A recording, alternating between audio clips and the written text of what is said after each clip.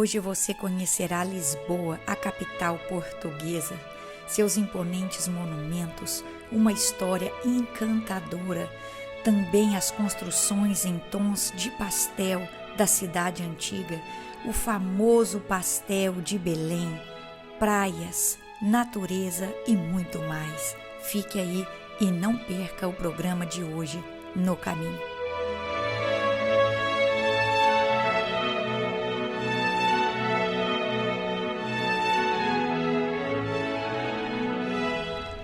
E depois de uma temporada toda que você já viajou no norte de Portugal, que você já foi até o Oriente Médio e até na Espanha, finalmente valeu a espera, porque hoje estamos cá na linda cidade de Lisboa, uma cidade bimilenar, mais de 2000 anos de história. E aqui já foi palco de tantas invasões muçulmanas, também aqui é palco, queridos, de muitos poetas, como Camões, por exemplo. E ao meu fundo você vai ver ali um monumento, o Padrão do Descobrimento, uma homenagem aí a todos os descobrimentos, né, que Portugal foi usado aí para descobrir novas terras. E na ponta daquele monumento ali, Infante Dom Henrique, que está ali na ponta justamente porque foi ele que abriu as portas de Portugal para começar então, para enviar as caravelas aí para todo mundo. Então, à minha esquerda, você vai ver uma longa ponte ali. Essa ponte é a ponte 25 de abril. E no final dessa ponte, você vai enxergar uma estátua bem familiar para você que é brasileiro. Você vai enxergar ali o Cristo Rei. É uma, assim, miniatura do Cristo Redentor que nós encontramos lá no Corcovado, no Rio de Janeiro. E à minha direita, você verá também mais dois monumentos. O Museu aqui de Artes Contemporâneas e Moderna e ao final dele o Mosteiro dos Jerônimos. E hoje no nosso programa nós temos uma convidada muito especial. Eu estou aqui com a Ana Luísa, ela é portuguesa, mas ela já esteve aí no Brasil. Olá, Ana, tudo bem? Olá, pastora, tudo ótimo. Muito obrigada por ter se encontrado com a nossa equipe aqui, obrigada por essa entrevista. Um prazer, um prazer. Conta um pouquinho ali para os irmãos que estão acompanhando, como que foi esse processo seu de conversão? Foi ainda aqui, não foi, em Portugal? Foi sim. Eu converti-me em 2010, aqui em Portugal, mas ao final de 6 meses eu estava a preencher os papéis para ir para o Carisma, lá para Belo Horizonte. E foi um tempo maravilhoso, foram 2 anos que eu passei lá naquele bairro, São Cristóvão, não é? São Cristóvão. E foram 2 anos que marcaram a minha vida e que me transformaram, mudaram a minha essência. Foi onde eu criei as minhas bases cristãs. Então você foi da turma do Carisma de que ano? 2011, 2012. Olha o Carisma, né? Aí atravessando fronteiras. E o Carisma está aqui também, queridos, em Portugal. Lá na Lagoinha de Braga nós temos o Carisma já pelo 2º ano. E Ana, como foi essa sua experiência? Você passou por uma experiência não só no Carisma, mas também com a pastora Zenete, não foi? Foi sim. Depois do Carisma, eu fiquei apaixonada pelo Brasil, eu não conhecia. E depois eu sempre fui e vim algumas vezes ao Brasil. Agora, o ano passado, eu já conhecia a Estância Paraíso de ouvir falar. Eu já conhecia o Moriá e aquilo que a pastora Zenete faz tão bom na vida de tantas pessoas, né? Através de toda a equipa, na vida de tantas pessoas. Aí o que aconteceu? Eu fui o ano passado, mas com o desejo de fazer o Moriá. Eu queria experimentar fazer o Moriá e eu amei, foi um tempo, foram 3 dias maravilhosos e gostei tanto que comecei a servir lá também no Moriá. Eu conheci a pastora Zenete. Na altura havia a questão do Ação Portugal, que infelizmente ficou interrompido por causa desta questão toda do Covid. Então eu fiquei quase 4, 5 meses lá a viver na Estância, com a pastora Zenete e com toda a equipa, que eu tenho muitas saudades no paraíso, não é? Porque realmente foi um paraíso onde eu vi vidas transformadas, onde a minha vida foi transformada, foi um presente de Deus. Amém. Pastora Zenete, receba aí já nosso abraço, a gente ama muito a senhora, viu? Ana, você está aqui agora em Portugal. Qual que você acha que seria, assim, uma forma de nós abordarmos o português, de levarmos o evangelho até eles? Ok. Este é um assunto que eu já abordo há muitos anos, porque eu fiz, além do Carisma, eu fiz um curso de missões com o pastor, já não me lembro muito, acho que era Maisel, ele dava aulas no Carisma. Maisel, sim. Pronto. E na altura eu fazia um curso com ele de missões ao sábado, de manhã, ali nas instalações da Lagoinha. E nós falávamos sobre a evangelização da Europa, que é muito diferente da evangelização no Brasil ou em África. O europeu tem outra cultura, tem outra forma de ver as coisas e essa forma de abordar tem que ser diferente.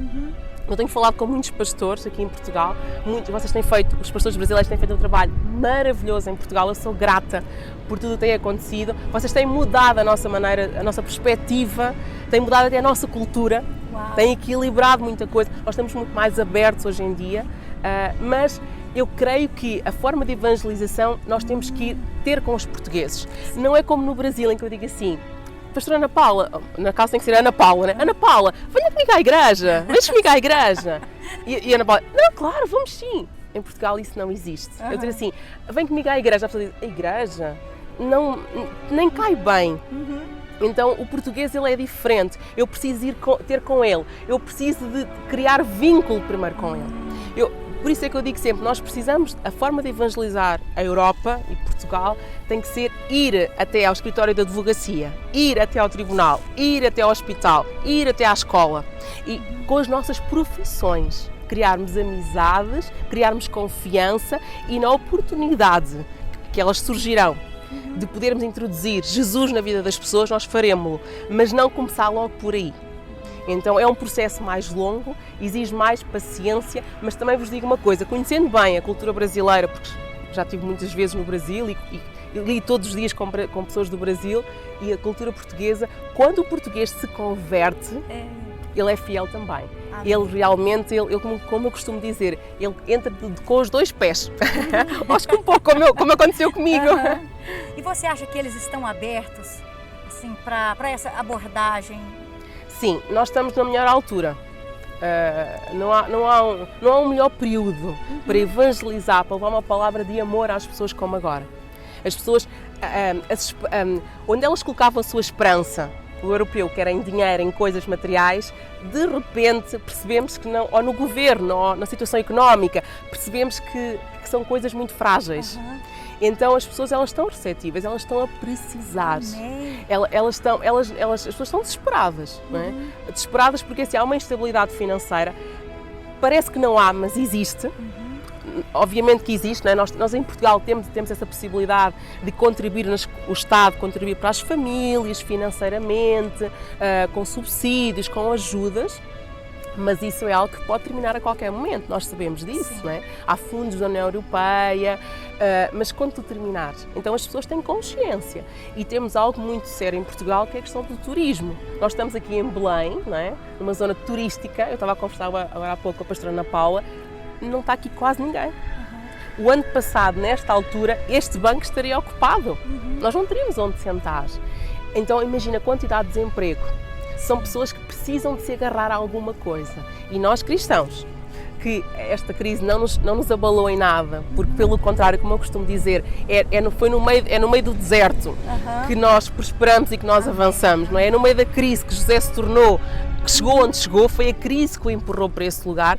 Nós estamos na melhor altura para falar de Jesus às pessoas. É uma oportunidade. E há outra coisa, o nosso sorriso, agora é a hora certa para batê-lo no rosto. Não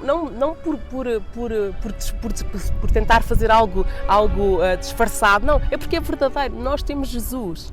Nós sabemos que o mundo pode estar todo abalado como está, mas a nossa confiança está nele. Amém. Não é? E eu sei que agora é o melhor tempo, é o tempo de Deus nos dar criatividade, é o tempo de Deus nos dar ideias de negócios, é tempo de Deus abrir caminhos para nós sobressairmos no meio deste caos. Sim. A Bíblia diz, queridos, que Jesus é a nossa esperança. Então vamos levar essa esperança, Jesus, até os confins da terra. Eu quero agradecer a Ana Luísa aqui por essa entrevista, mas não pare por aí, a Ana ainda vai continuar conosco, porque ela vai explicar para a gente aqui um pouquinho mais sobre alguns lugares deste país tão lindo.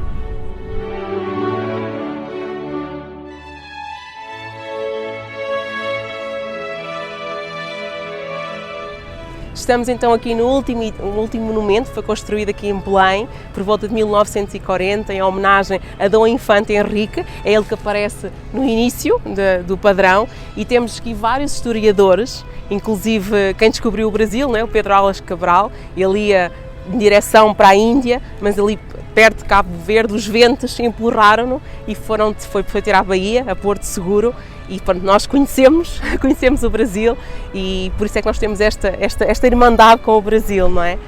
Mas este lugar aqui, ele não sempre, esta parte toda onde eu estou agora era mar antigamente. As pessoas iam para Lisboa em barcos a vapor, era uma zona turística, era uma zona de comércio marítimo, porque a entrada de Lisboa, lá ao fundo, do outro lado, depois vocês vão poder ver no programa, tem a Torre de Belém, né, como eu já falei, que era onde protegia a entrada por Lisboa, mas este edifício é lindíssimo, ele é todo em betão e em pedra, esculpido, e é um edifício com muita história. Como sabem, Portugal descobriu muitos países, São Tomé, Guiné, Japão, foi ter à China, uma cidade na Malásia, ao Brasil, enfim, nós descobrimos tantos países, né? E espero que Deus continue-nos a usar para chegar ao coração de muitas e muitas pessoas.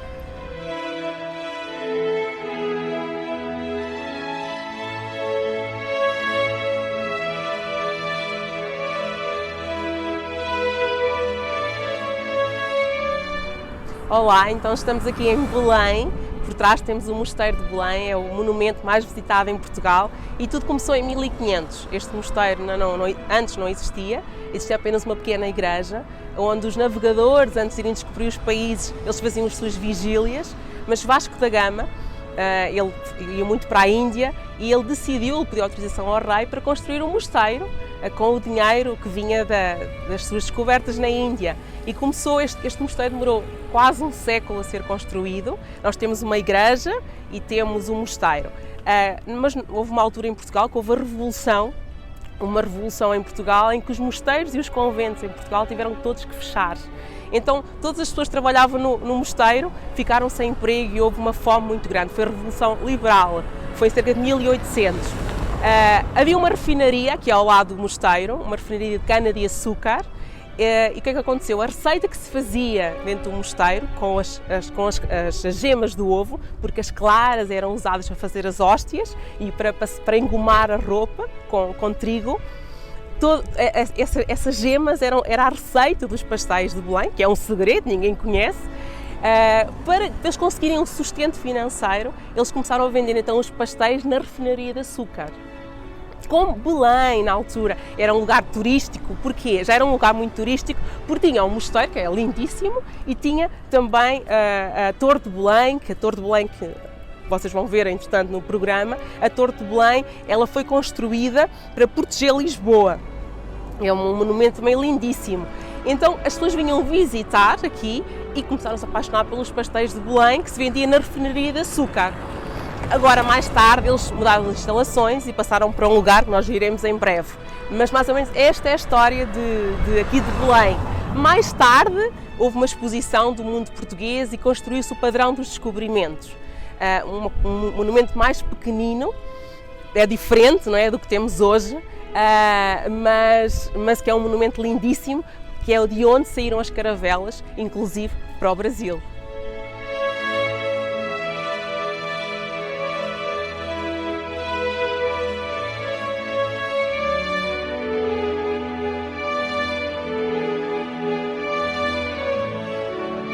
Agora estamos aqui na Torre de Belém, em Belém, que fica a uns 8 quilômetros do centro de Lisboa.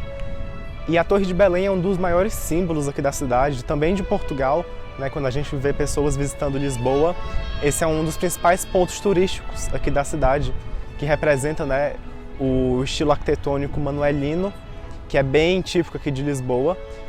E essa torre, ela serviu como uma torre de defesa da Barra do Tejo, que era esse rio aqui que a gente vê atrás, né, esse curso d'água, e ele era um meio de transporte para as pessoas que vinham lá do centro de Lisboa até a foz do Tejo, que fica realmente no Oceano Atlântico, a uns 14, 15 quilômetros daqui. E essa torre, ela é uma mistura de vários estilos arquitetônicos, como eu falei antes, o estilo manuelino, que o rei Dom Manuel teve inspirações da Arábia, então foi uma mistura aí de vários estilos. e ela serviu durante muito tempo realmente como uma defesa, mas atualmente ela é apenas um ponto turístico e nos últimos anos, assim, nos últimos séculos, ela perdeu a sua importância como uma torre de defesa e virou uma torre de masmorra. Muitas pessoas, criminosos que tinham uma periculosidade maior, eles eram presos aqui nessa torre, que fica isolada do resto da terra.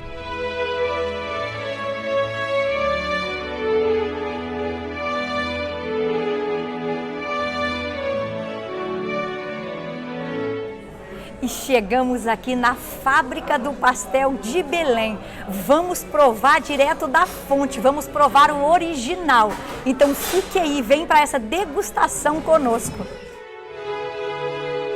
Estamos então aqui nos Pastéis de Belém, na fábrica dos Pastéis de Belém. Eles já chegaram, já fizemos um pedido. Estes pastéis não são só para nós, ok? É para o resto da equipa. Geralmente somos servidos sempre com 2 recipientes. Um é a canela e o outro é o açúcar. Eu só vou pôr um pouquinho. E pronto, estão prontos para comer. Aqui é a fábrica, não foi onde eles nasceram, foi onde eu já expliquei, lá no mosteiro. Depois vieram para aqui. Aqui é um lugar muito turístico. Nós temos cerca de, em média, são cerca de 21 mil pastéis por dia. E cerca de 45 mil, porque muitas pessoas levam para casa para comer. Emprega cerca de 200 pessoas. É uma sala gigante, são várias salas e quase sempre está cheio. Não está agora, né? Porque atravessámos uma fase do Covid, mas sempre está cheio e eles são uma delícia. Vamos provar? Vamos lá? Uma outra questão. Estes são os pastéis de Belém. É o único lugar no mundo onde há os pastéis de Belém. Todos os outros lugares, mesmo que sejam parecidos, é pastel de nata. No Brasil e em outros lugares aqui de Lisboa, inclusive até no Japão, temos pastéis de nata já, em vários lugares do mundo, mas pastéis de Belém é só em Belém. Belém, mas é o Belém de Portugal, não é o Belém lá como é que é? Do Brasil. Então vamos provar? Vamos. Eles são estaladiços, não dá para ouvir. Acho que dá. Será que dá? Eles estão muito estaladiços. Dá para ouvir. Uma delícia. Muito bom. Geralmente nós só pedimos um, mas daqui a pouco pedimos outro.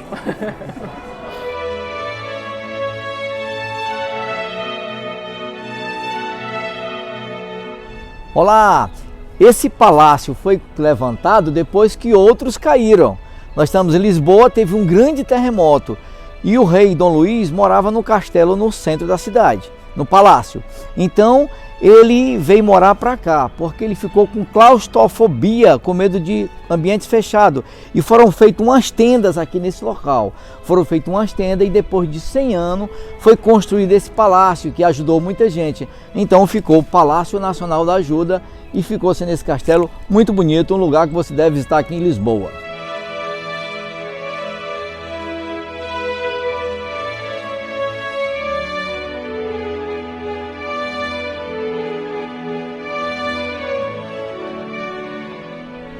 Olá, queridos, tudo bem? Nós estamos aqui diretamente do Parque das Nações.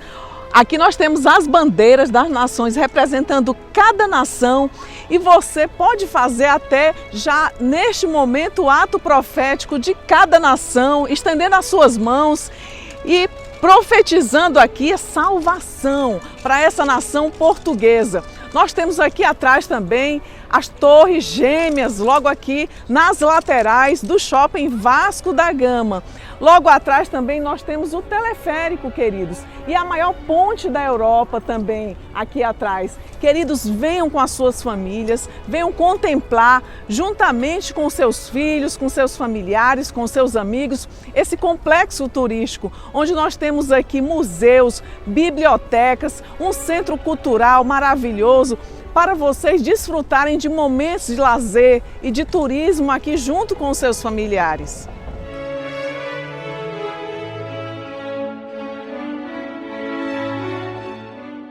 Esta bela praça que você vê neste momento é a Praça do Rossio.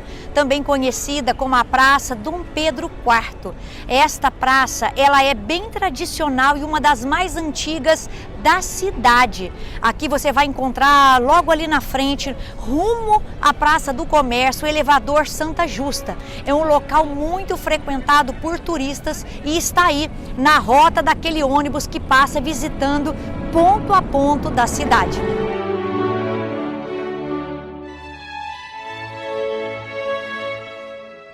Você já viu algum transporte público subindo para o céu? Pois é, temos aqui o transporte público, é o elevador, aqui no centro da cidade, 25 metros. Esse elevador é considerado um transporte público.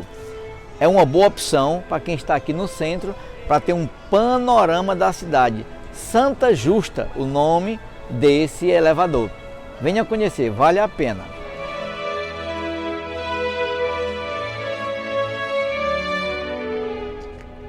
Este é o arco da Rua Augusta, situado bem na entrada da Praça do Comércio. Essas figuras que você vê ali em cima, elas foram homenageadas, entre elas Marquês de Pombal, Vasco da Gama, e é um arco muito antigo e também muito visitado nesta cidade.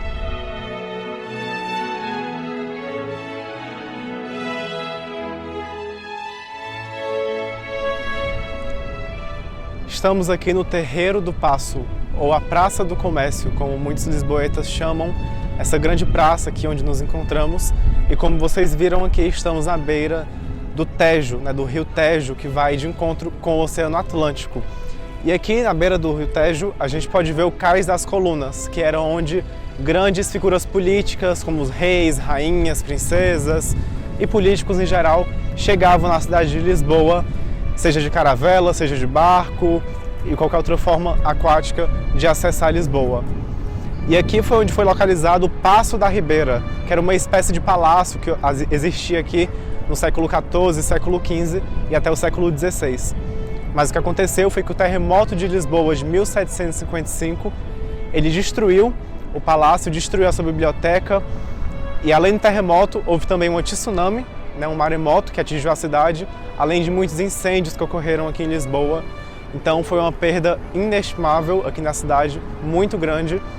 E com isso, infelizmente a gente não pode ver o palácio original que existia aqui na Ribeira.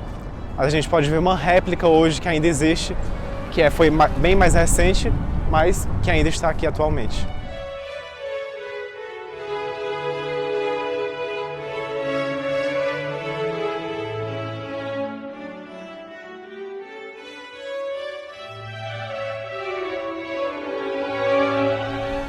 Estamos aqui em frente a um dos mais icônicos meios de transporte aqui em Lisboa, talvez o mais icônico, que são os carris ou os elétricos, que andam sobre esses trilhos pela cidade. Um dos métodos de transporte mais antigos aqui de Lisboa, talvez o mais antigo, além de cavalos, obviamente, carroças, E era muito utilizado no século XIX e no século XX, e até agora no século XXI é muito utilizado não só pelos turistas, mas também pelos próprios lisboetas, Lisboetas esses que são chamados de alfacinhas. E por que existe esse apelido para os lisboetas? Porque antigamente, na época do cerco de Lisboa, que foi um período em que os muçulmanos cercaram, aliás, invadiram Lisboa, e os cristãos cercaram os muçulmanos para poder retomar a cidade. As pessoas que estavam dentro do cerco, que era a população de Lisboa, eles ficaram conhecidos por terem basicamente como alimento único o alface ou o alhaça, como era falado em árabe, que foi a origem da palavra alface.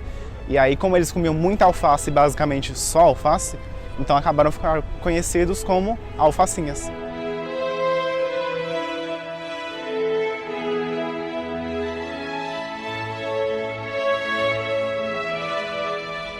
Estamos aqui no Aqueduto das Águas Livres. A verdade é que Lisboa, desde sempre, teve um problema muito grande de escassez hídrica, ou seja, de água. As águas não chegavam ao centro da cidade e era uma região muito árida, muito seca, até para as plantações era muito ruim. E aí, por conta disso, no século XIII, XIV, começaram a construir esse aqueduto que a gente vê aqui hoje, em vários arcos que lembram arcos romanos até, mas que foram feitos bem posterior ao tempo dos romanos aqui em Portugal. E esse aqueduto ele servia para trazer a água das nascentes de Sintra, da Serra de Sintra, até o centro da cidade de Lisboa e poder abastecer não só as casas, como também os comércios, as plantações e etc. E aí esse aqueduto foi por muito tempo um grande símbolo aqui da cidade de Lisboa, por ajudar a cidade, né, a ter a água que tanto necessitava. E mandaram chamar a polícia aqui nesse local. Estamos aqui nesse aqueduto onde aconteceu o primeiro serial killer de Portugal. Diogo Alves era o nome da pessoa que trazia suas vítimas para cá e as jogava lá de cima. Ele também era conhecido como pancadas. Deve ser por causa que as pessoas estabanavam lá e davam aquela pancada. E até hoje tem a cabeça desse rapaz na Faculdade de Medicina em Formal, aqui de Formal. Lisboa. Estamos aqui na entrada do Jardim Botânico, também conhecido aqui como um museu científico, porque ele foi levantado, na verdade, para servir de apoio nas investigações botânicas do ensino ou do Instituto Politécnico. E no decorrer dos séculos ele foi ganhando importância, ele foi crescendo e aí em 2010, em 4 de novembro, ele foi levantado, né, como monumento nacional.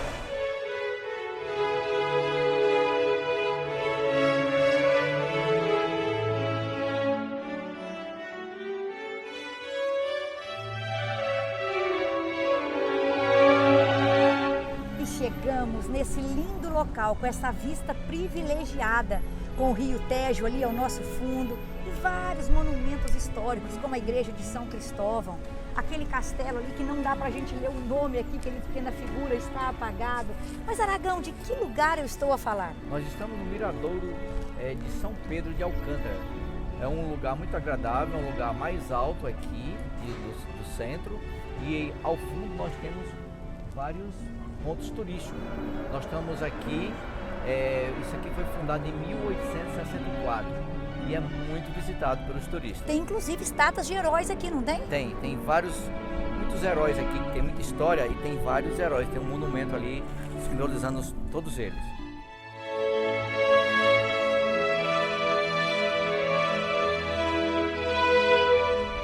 E chegamos ao fim de mais um programa No Caminho. Mas não é o fim de mostrarmos Lisboa e a grande Lisboa para você. Por quê? Porque na semana que vem o programa continua. Hoje você viu aí os encantos do bairro de Belém, você viu a Praça do Comércio, você viu Rossio e viu outros pontos do centro desta linda cidade.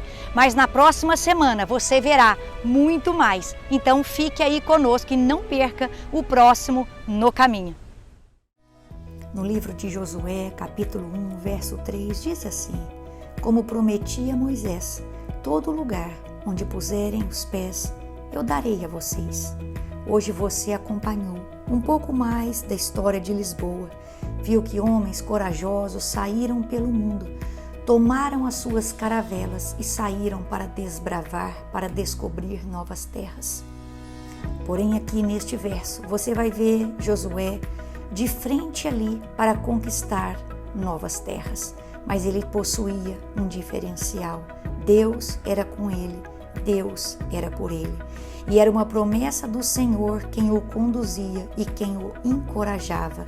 Deus diz para ele: assim como eu disse para Moisés, eu digo para você que onde colocar a planta dos seus pés, ali eu te darei. Ou seja, Deus estava falando para ele, queria expressar a intenção, a facilidade com que eles deveriam conquistar toda a terra. E um exemplo disso foi a tomada de Jericó. Creia, queridos, que com o Senhor a sua batalha já foi vencida. Com o Senhor, onde você pisar as plantas do seu pé, Ele ali te entregará. Deus é contigo, não temas.